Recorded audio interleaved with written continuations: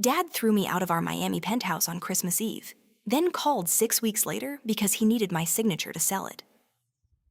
At 4:30 that afternoon, I was carrying a platter of rosemary potatoes toward the dining room when I saw my life packed beside the service elevator. 2 garment bags hung from the brass rail. 4 sealed boxes sat on a luggage cart. My suitcase was open on top, with my shoes pressed into the corners, by someone who did not know which pair pinched my left heel. Blake Warren stood in the hallway outside my bedroom with his wife behind him. Both of them were holding champagne glasses. Celeste said this was our room, he told me. I looked past him.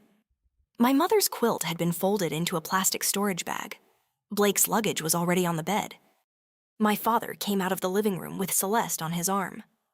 Richard Mercer was 72, silver-haired, and still capable of making a room rearrange itself around him. He had spent 40 years in commercial real estate, which meant he could make almost any decision sound like a market reality everyone else had failed to understand. Take what you need and find a hotel, he said. Celeste's family deserves one peaceful Christmas. I set the platter on the console before I dropped it. You packed my room? You were told we needed the space. I was told Blake and his wife were coming for dinner. Celeste sighed as if I had created an administrative problem. Her children and grandchildren were already moving through the penthouse, admiring the bay, opening wine, and placing gifts beneath the tree I had decorated that morning. I asked, "Where exactly do you expect me to go on Christmas Eve?" My father's mouth tightened. "You're 46 years old. Stop acting like this penthouse belongs to you." I crossed to the private elevator and placed my resident fob against the reader. The panel flashed red. I tried again. The doors stayed closed. My father had not disabled my access in the heat of an argument. He had done it before I knew there would be one. It does belong to me, half of it. Not in any way that matters tonight. He pointed toward the boxes. Take your things and leave. Behind him, Blake lowered his voice and asked, "Is the buyer's schedule still secure after New Year's?" My father answered without looking at me. I said I'm handling it. That was the first moment the evening stopped feeling like a cruel family decision and began feeling like something prepared. I took out my phone and photographed the boxes, the garment bags, my open suitcase, and Blake's luggage inside my bedroom. My father watched me. "What are you doing?" "Documenting where my things were placed." "For God's sake, Natalie." I opened our text thread.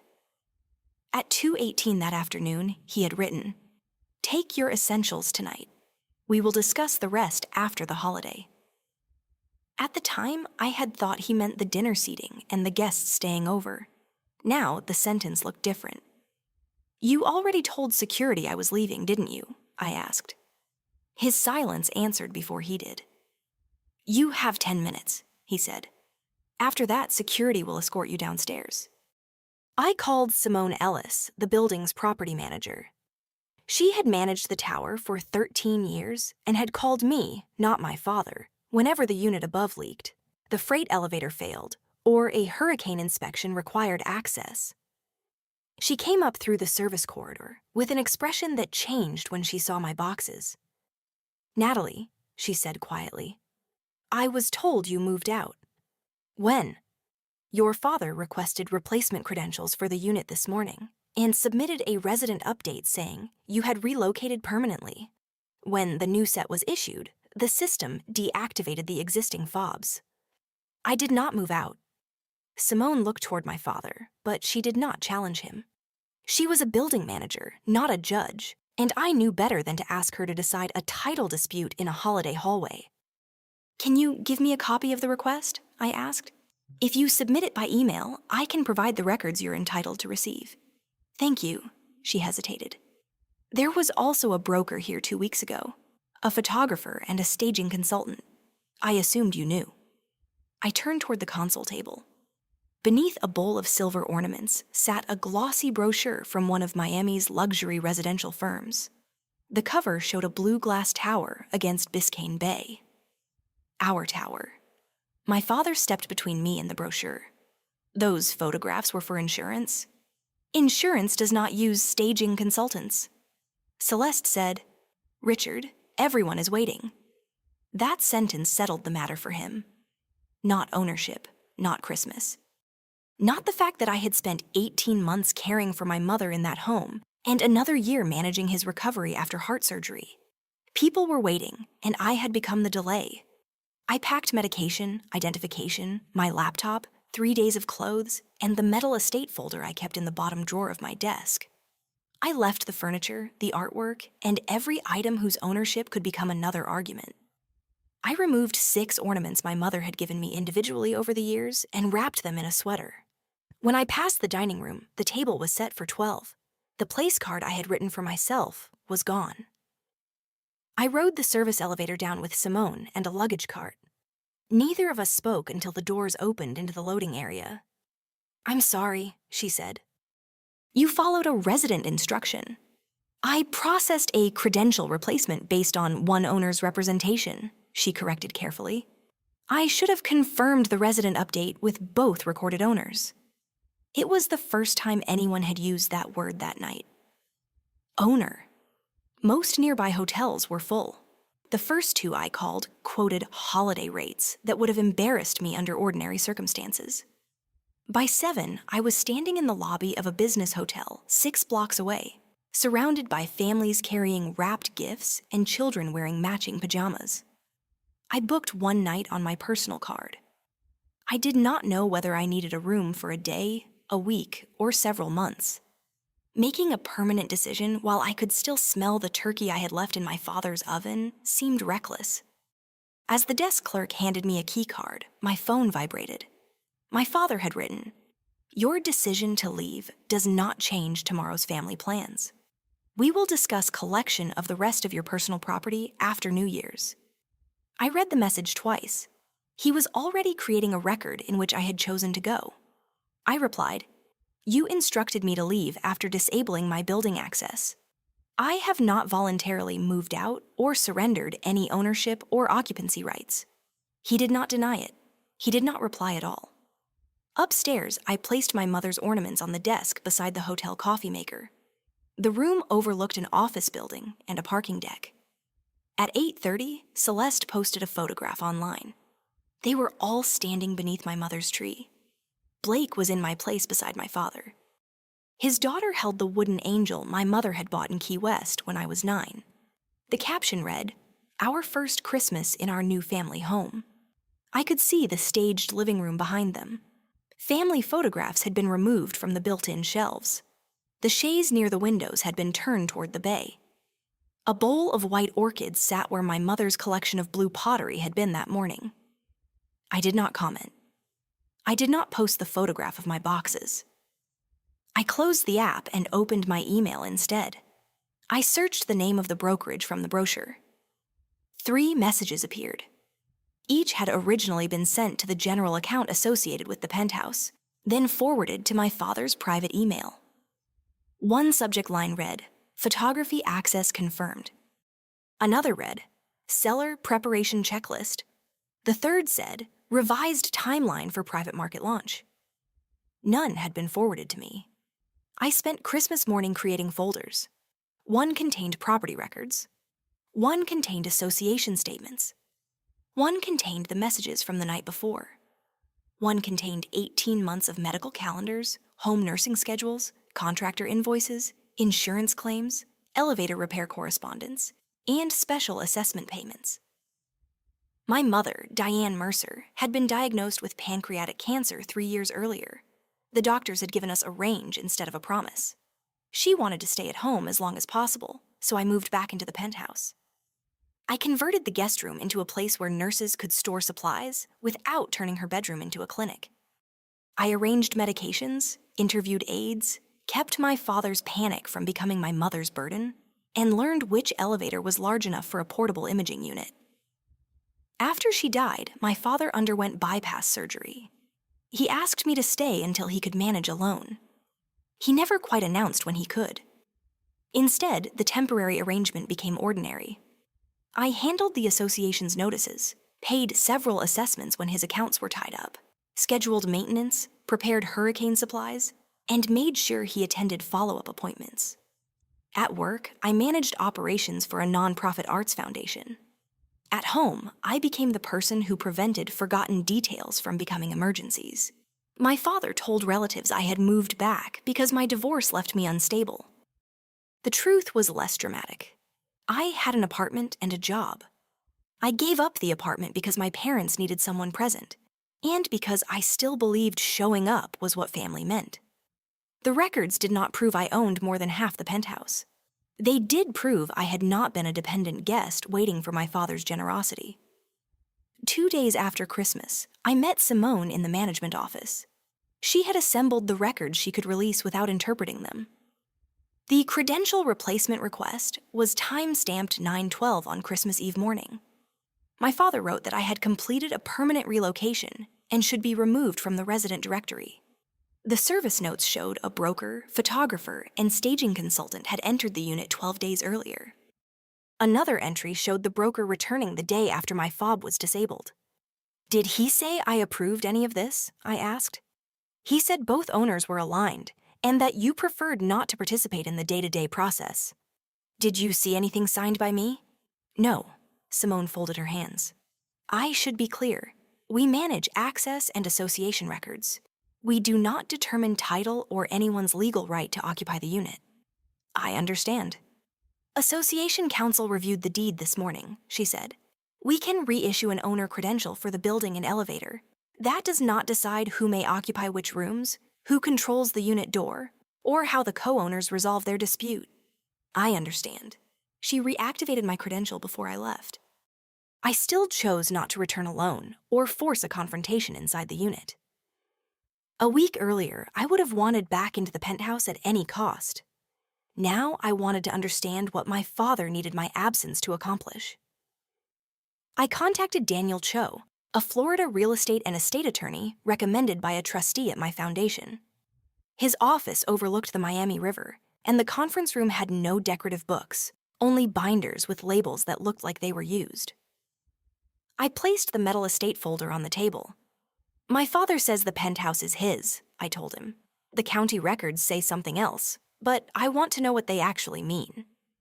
Daniel reviewed the certified deed and the probate order.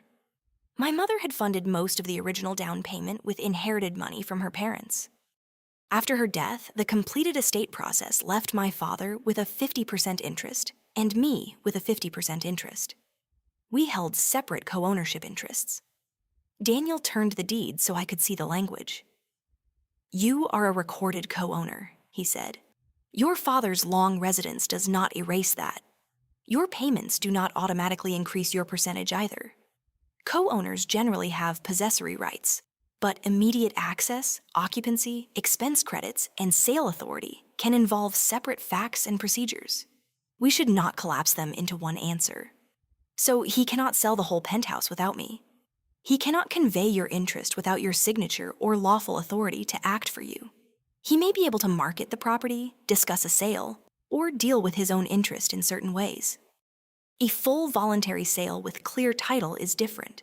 The closing professionals will want the necessary owners to sign the instruments that transfer their interests. I felt relief, then embarrassment. I had managed multi-million-dollar foundation budgets without approving a payment that lacked documentation. At home, I had accepted my father's confidence as if it were a substitute for reading the deed. Daniel asked, "Have you received a purchase contract?" No. He says no decision has been made. Then ask for every property-related document in writing. Do not sign a statement about moving out. Do not sign a broad release. Do not tell a broker you approve a transaction until you know the price, expenses, title issues, and disbursement structure. That evening, my father called. You have made Simone nervous, he said. I requested records concerning my own property. You turned one unfortunate Christmas arrangement into a legal campaign. You removed my access before telling me to leave. You needed space. Celeste's grandchildren needed rooms. A broker photographed the penthouse before Christmas. There was a pause just long enough to matter. The building is expensive, he said. At some point, selling may be sensible. You told me no decision had been made. It hasn't. Send me every listing or sale document. His voice hardened. Are you really going to make an old man hire lawyers over the home he paid for? My mother's estate says we both own it. Your mother expected you to support this family, not dismantle it. Send the documents."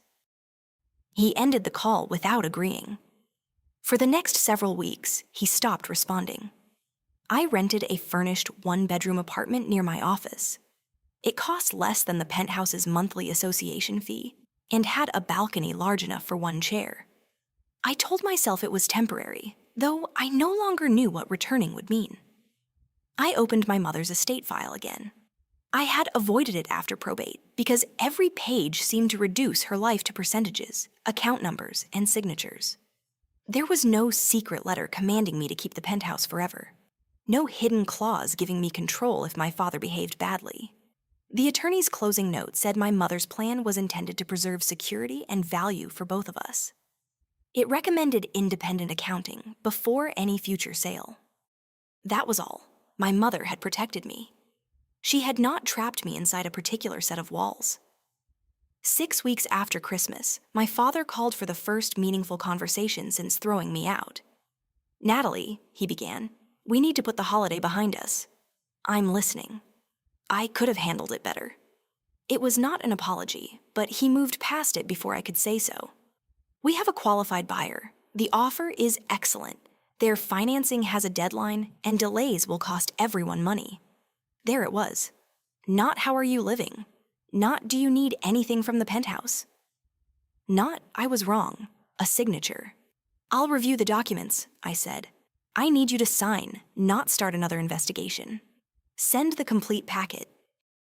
An hour later, an email arrived with a buyer-signed offer, a proposed purchase contract, seller disclosures, title instructions, a possession statement, a broad release, and proposed disbursement directions. My father had signed for his own interest. The line for my signature remained blank, although the cover email described my approval as expected. Daniel read the packet the next morning. Much of it looked ordinary until we reached the pages my father had treated as details. The proposed purchase agreement identified both of us as sellers, but the cover email referred to Richard Mercer as the principal owner. The possession statement said the unit was occupied exclusively by Richard and Celeste. The escrow instructions directed the net proceeds to a private account controlled by my father. A separate agreement described any payment to me as reimbursement for past family support and housing accommodations. There was also a broad release. It covered property expenses, occupancy disputes, family loans, estate matters, and any claims connected to the sale. If I signed it, I would be confirming far more than a transfer of real estate. Daniel tapped the side agreement. "This does not change the deed by itself, but it attempts to create a written story about what your share represents. My share represents half the property. That is the starting point. Legitimate liens, association balances, taxes, brokerage charges, and closing costs may reduce the net proceeds. Reimbursement claims can be disputed. None of that means your father gets to receive all the money and decide what you deserve afterward." Near the bottom of a disbursement draft, a handwritten notation referred to Keys Project Bridge Funds. The name of Blake's hospitality company appeared beside it. I asked, "Why is Blake's company mentioned in a closing document for my home?" "We need the complete file before answering that." We requested the brokerage engagement, marketing file, broker correspondence, preliminary title report, proposed settlement statement, and every instruction concerning proceeds. My father refused to send the brokerage engagement. He wrote, "The broker represents me. You are not entitled to interfere with that relationship." Daniel replied that I was a recorded co-owner whose interest was included in the proposed sale. He asked the broker to clarify what authority had been represented. The broker, a woman named Marissa Lang, called Daniel that afternoon. She sounded careful rather than defensive. "Mr. Mercer told us Miss Mercer had moved permanently and supported the sale," she said. "He signed our brokerage engagement for his interest and said the co-owner joinder would follow. We should not have treated that assurance as a substitute for Ms. Mercer's written approval." "When did he sign the brokerage engagement?" Daniel asked. "December 5th. Nearly 3 weeks before Christmas. The photography appointment had been scheduled for December 13th. The brokerage began a private market preview on December 17th. expressly subject to confirmation from all recorded owners. The buyer toured the property on December 26, the morning after my fob was disabled, and my belongings were removed from the rooms. Marissa sent the communications she was authorized to provide. In one email my father wrote, "Natalie has established her own residence and is no longer occupying the unit. She agrees the property should be sold while the market remains strong. I will coordinate her signature at the appropriate time." In another, he wrote that Celeste and he were the only permanent residents. I read the dates until the sequence became impossible to soften. My father had watched me hang my mother's ornaments on a tree inside a home he had already promised to present without me. He had not removed me because Christmas became crowded.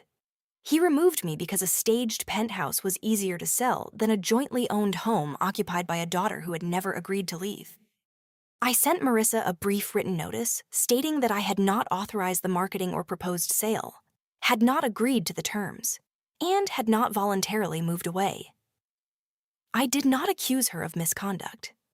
She had relied on statements made by a man who had spent his career sounding authoritative. Marissa replied that the buyer had placed an earnest money deposit with the signed offer and that all parties should obtain counsel. She did not claim a completed whole unit contract existed without my signature. She said the proposed transaction had an ownership and authority problem that needed to be resolved. The documents transformed the story at exactly the point my father had expected me to surrender. The Christmas eviction had not been the main event. It had been part of the preparation. He had begun marketing the penthouse, described me as gone, arranged the staging, and promised my cooperation. Then he had moved me out in front of witnesses and begun writing messages that treated my departure as a decision. Once the penthouse looked like his and Celeste's exclusive home, he expected my signature to become a family formality. It was not. My father called within an hour. "You are going to get us sued," he said. "Send me an accounting of the proceeds. The buyer can enforce the contract. Daniel says any remedies depend on the agreement and the facts. I am willing to review a corrected sale. You are not in a position to dictate terms. I own half. You inherited paper. I maintained the home for 30 years. I paid the balcony repair assessment last year. You lived there. I also managed your surgery recovery, the association, insurance claims, and repairs. That is what daughters do." The sentence hurt less than it once would have because it explained too much. Daniel and I reviewed the buyer's timeline. The signed offer and proposed contract contained periods for title review and resolution of seller authority issues. I had not signed a contract to sell my interest. Any exposure created by my father's representations would depend on the documents and the parties involved. His promise that I would cooperate did not become my consent merely because someone relied on it. The preliminary title commitment identified both of us. The closing agent required instruments sufficient to transfer both recorded interests. The draft settlement statement still directed the net proceeds through my father's account before any distribution to me. "Where is the money going?" Daniel asked. We found the answer in emails produced after a second request. My father had promised Blake a 7-figure bridge investment from the expected closing proceeds. The amount exceeded the cash my father would likely receive from his own half after legitimate property expenses. When Daniel asked how he intended to fund the difference, my father finally stopped denying the plan. "Natalie's money is part of the family's money," he said during a conference call. "Blake's project will increase in value. She will benefit when it succeeds." "I have no ownership in Blake's project," I said. "That can be arranged later." "Ye? Then it does not exist now. You are blocking an investment because you dislike Celeste. I am blocking you from directing my sale proceeds into a company I did not choose." Blake's company operated a small boutique hotel in the Keys and was developing a second property. Public records showed contractor claims and liens connected to the new project. Construction costs had risen. A lender deadline was approaching. The unfinished property could not yet generate revenue. Those facts did not make Blake dishonest.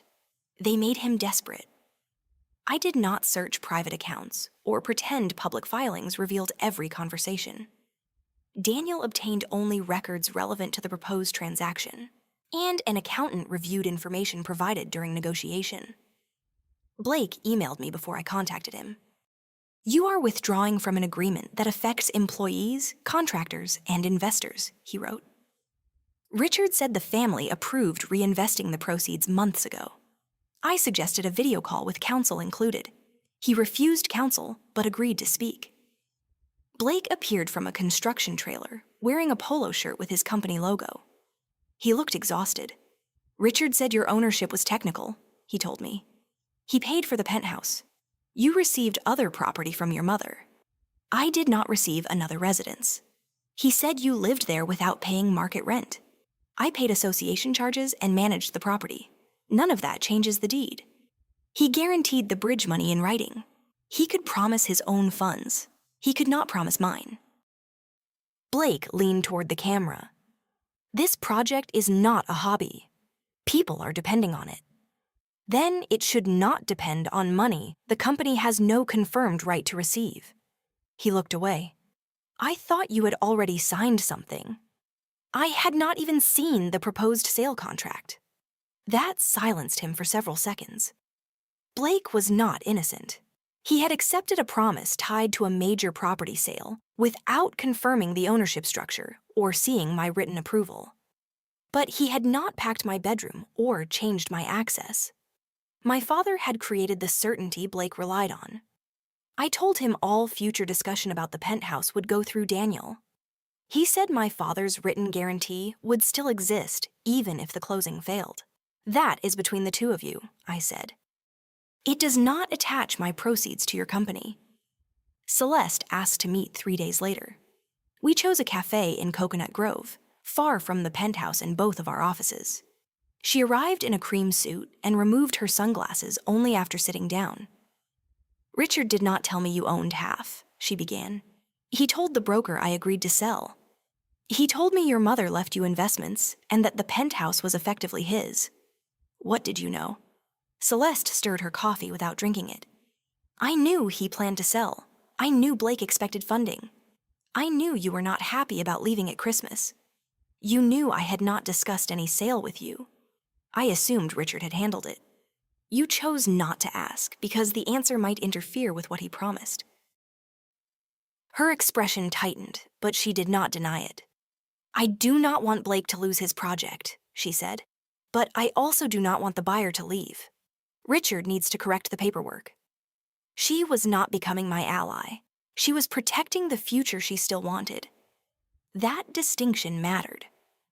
Celeste showed me messages in which my father said my inheritance was only nominal title and that I had agreed to reinvest my share for the family. In one message, he wrote, "Natalie always resists at first, but she will not embarrass us at closing." He had built his plan around a pattern I had helped create. I objected privately, solved problems quietly, and eventually signed whatever kept the family from breaking in public. This time, I had left the building before I agreed to disappear. The financial review complicated my anger in ways I did not enjoy. The penthouse had unpaid association charges. A major structural reserve special assessment was due. There were repair invoices related to water intrusion near the terrace doors.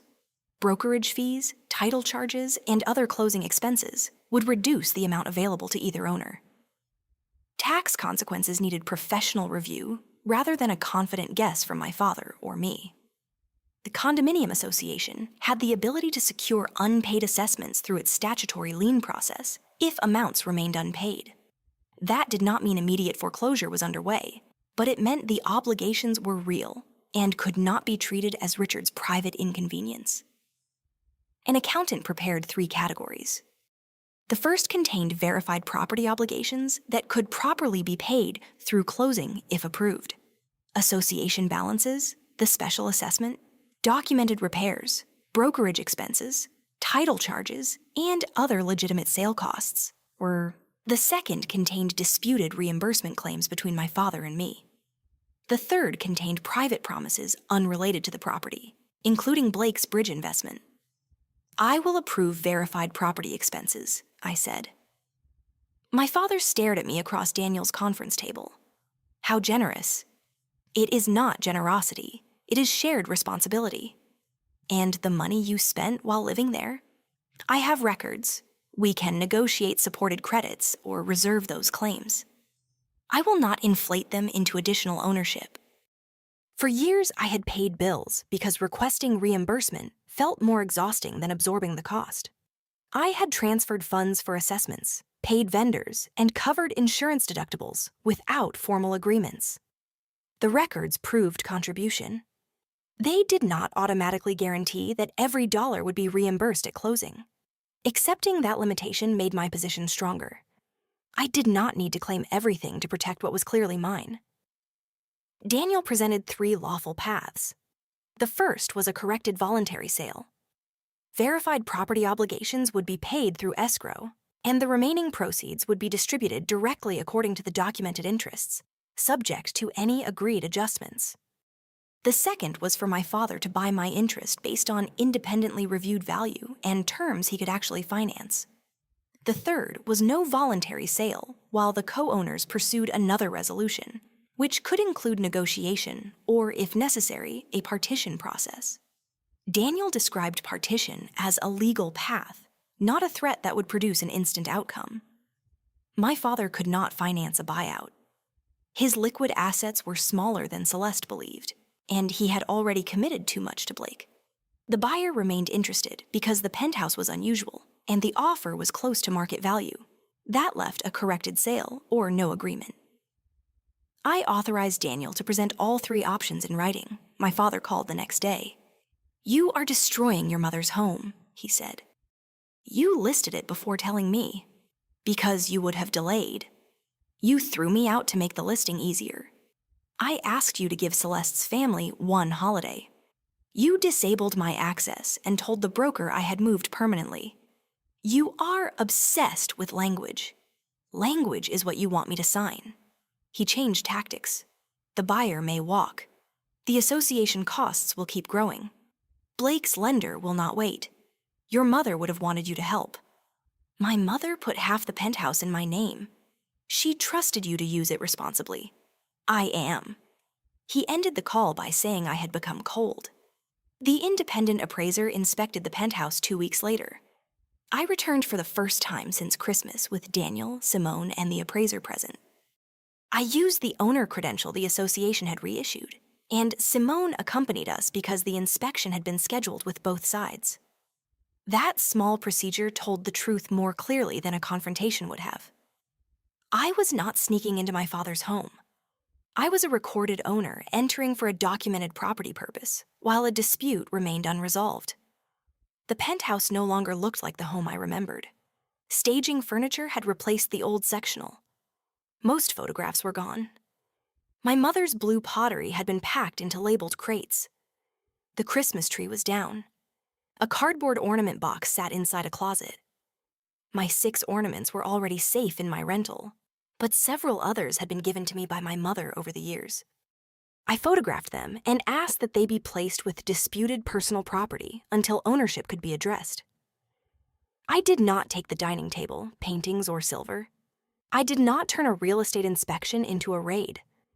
The appraisal placed the value within a credible range, slightly above the buyer's offer, and significantly above the internal value my father had used when describing my expected payment.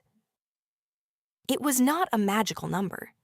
It was a professional opinion based on comparable sales, condition, view, floor level, market timing, and assumptions that could be debated. It did establish that my father's proposed reimbursement was nowhere near a fair representation of a 50% interest after legitimate deductions. The night before the title and escrow conference, I sat in my rental with one of my mother's ornaments on the table. It was a small glass sailboat with a chipped gold edge. For weeks, I had imagined reclaiming the penthouse. I had pictured my access restored, Blake's bags removed, Celeste forced to admit she was a guest in my mother's home. But if I returned, I would still own the property with my father. Every assessment, repair, holiday, and key would remain part of the same struggle. Keeping the home could become another way of letting him control my life. My mother had protected security and value. She had not asked me to preserve the rooms at the cost of my peace. I wrote my conditions on one page. Verified property obligations paid through escrow. Direct distribution of my proceeds. No payment to Blake from my share. No statement that I voluntarily abandoned the unit. No broad release of unrelated family or estate claims hidden inside closing papers. Independent review before signature. I placed the sailboat ornament beside the page and slept better than I had on Christmas Eve. The conference took place at a neutral title and escrow office downtown. My father arrived with Celeste, Marissa, and his real estate attorney. Daniel sat beside me. An accountant joined by video for the proceeds review. A title representative named Priya Shah opened the file. Priya did not take sides. She identified the recorded owners, the contract documents, the title requirements, the association information, and the unresolved disbursement instructions. The proposed sale is of the entire unit, she said. The closing file therefore requires the necessary instruments from the recorded owners or legally authorized representatives. We can revise disbursement instructions by agreement. We cannot decide private reimbursement disputes between family members. My father said, Natalie has always known the property needed to be sold. Priya looked at the documents rather than at him. The file contains a notice from Ms. Mercer stating she did not approve the marketing process or current closing terms. Our role is to close only when the title and execution requirements are satisfied. Daniel reviewed the statement describing my departure as voluntary. I rejected it. We reviewed the broad release. I rejected it. We reviewed the instruction directing all net proceeds to my father's account. I rejected it. The accountant displayed a revised estimate showing verified property obligations separately from Blake's project and other personal promises. My father's patience broke. The buyer will not close without your signature, he said. The room became still. It was the sentence the entire story had been moving toward. On Christmas Eve, he had told me my ownership did not matter that night. Now every professional at the table was waiting because it mattered at closing. Then they will not close under these terms, I said. Celeste whispered, Richard, accept the direct split. He turned on her. You think I can abandon Blake now? I said. You may invest your proceeds after closing. You may borrow against assets a lender accepts. You may make any lawful agreement using money you control. You may not route my share through your account and decide afterward how much I receive. My father looked at Daniel. She lived in that property for years. Daniel answered, occupancy and contribution claims can be documented and addressed. They do not permit unilateral diversion of a recorded co-owner's proceeds. Priya added, if the sellers cannot agree on instructions, we cannot disburse as currently drafted. Marissa said the buyer would accept a short extension if corrected documents were delivered promptly. The buyer wanted the penthouse, not our family dispute. We negotiated for 3 hours. The final framework allowed verified association balances, the special assessment, approved repair items, brokerage charges, and closing costs to be paid through escrow. The balance would go straight to each recorded owner, with a limited reserve for specific disputed property expenses. My funds would never enter my father's personal account. Blake's company would receive nothing from my share. The voluntary abandonment language disappeared. The broad family release disappeared. I did not sign that day. I took the revised documents home, reviewed every page with Daniel, and asked questions until there were no sentences left that depended on family trust. My father called twice. I did not answer. He sent a message saying the extension would expire. I replied, my attorney will communicate when review is complete. The buyer accepted the corrected structure. The final settlement statement paid legitimate property obligations and sent the balance directly to each owner. A small reserve remained for identified disputed expenses, not for Blake's development. Personal claims not resolved at closing stayed outside the real estate documents. Before anyone signed, the association supplied its account figures for closing, and the title office circulated a final ledger showing each deduction and wire destination. Daniel and I compared that ledger with the revised agreement line by line. I asked about a repair credit, an association charge posted after the first estimate. and a tax adjustment I did not understand. None of those questions produced a dramatic revelation. They produced corrected numbers, written explanations, and a record that would remain after everyone left the room. That was the kind of protection I should have required years earlier, before family urgency became the reason I stopped reading. At the final signing, my father sat across from me in the escrow office. He looked older than he had at Christmas, but not ruined. He would receive substantial proceeds. He and Celeste had already contracted to purchase a smaller condominium farther south. Blake would not receive the bridge capital he expected. His project would have to be refinanced, restructured, delayed, or abandoned based on its own economics. My father signed first. Then he pushed the pen toward me, as though the old gesture still carried authority. I used my own pen. I signed because the transaction now reflected the deed, the expenses, and the limits I had set. I was not consenting to the Christmas eviction. I was choosing to convert a shared property into value he could no longer use to control my access. When the keys were transferred, I felt grief rather than victory. The penthouse had held my mother's last birthday, my father's recovery, hurricane nights, arguments, and dinners where we still believed showing up could repair anything. Selling it did not make those memories false. Keeping it would not have made the family honest. My share reached my account directly through escrow. I used part of it to buy a modest 2-bedroom condominium overlooking a quieter stretch of Biscayne Bay. It had no private elevator, no staff entrance, and no dining room built for 12. The front door opened with one key, and no one else could remove my access through a morning email. My father apologized 3 months later. He chose a cafe near his new condominium and began with Christmas. "I should never have told security to remove you," he said. "I was under pressure." "You listed the penthouse before Christmas. I believed selling was necessary. You did not throw me out because there was not enough room. You threw me out because you had already made plans for the space my name still owned." He looked down at his coffee. "I thought you would understand eventually. You thought I would sign eventually." He stared at his coffee instead of answering. I agreed to scheduled calls.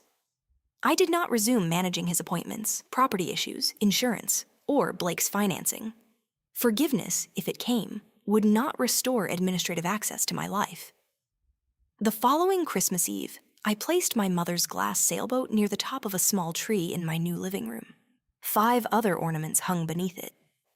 The tree leaned slightly toward the window because I had bought it late and taken the one no one else wanted. 2 friends from the Arts Foundation joined me for dinner, along with a colleague who had spent years caring for an aging parent. We ate at a table made for 6. No place cards were necessary. At 7, my father sent a message. "Blake has new documents from a lender. Can you review them before Monday? You understand these things better than we do." I read it without anger. Then I wrote, "Send them to your attorney." "I am not managing family documents anymore." He replied with a single word. "Understood." I placed the phone face down and lit the final candle. Through the windows, the lights of Miami moved across the bay in broken lines. My new home was smaller than the penthouse. The ceilings were lower. The view was quieter. There was no service elevator waiting behind a hidden door. There was also no one who could pack my life beside it. The piece was smaller than the penthouse. Every part of it was mine.